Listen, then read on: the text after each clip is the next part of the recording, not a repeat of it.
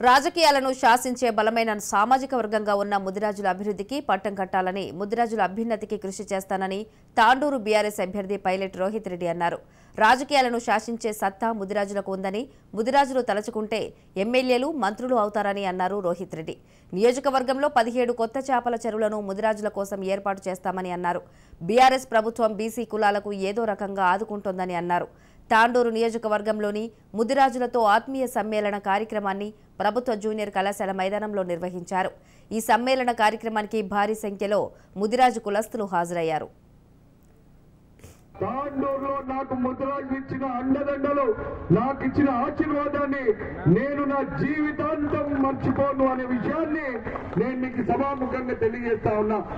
నేను ఎప్పుడు కూడా మన రాజ్ కుమార్ అన్నతో కానీ, మన రామలన్న గారితో కానీ, రవి గారితో కానీ, ఇక్కడున్న మన నాయకులతో, ఉమాతో నేను ఎప్పుడు కూడా ఒకటే విషయం చెప్తా ఉంటా.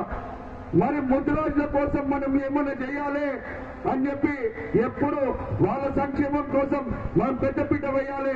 ఈ రోజు తాండూరు ముదిరాజులు అంత పెద్ద ఐక్యతగా ఉన్న ఒక పెద్ద కమ్యూనిటీ అని చెప్పేసి నేను ప్రతిసారి చెప్తా ఉంటా.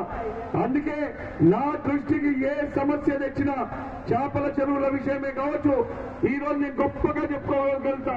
మీ బిడ్డ రోహిత్ రెడ్డి ఎమ్మెల్యే అయిన తర్వాత 17 కొత్త చేపల చెరువులను చేర్చినా మీకోసం 6 నిమిషాలు కృషి చేస్తే గతంలో ఎన్నడూ తాండూరులో ఒక ముద్ద అన్నం కూడా పెట్టనోడు, తాండూరులో ఎన్నడూ ఒక సేవ కూడా చేయనోడు, తాండూరు వాళ్ళకు ఒక్కరోజు ఏదైనా ఆపదుంటే ఆదుకోనోడు, తాండూరులో ఒక ముక్క కూడా నాటనోడు ఈ రోజు తాండూరులో బలిలో నిలబడతా, తాండూరుకి నేను పనిచేస్తా అని చెప్పి వస్తున్నాడు.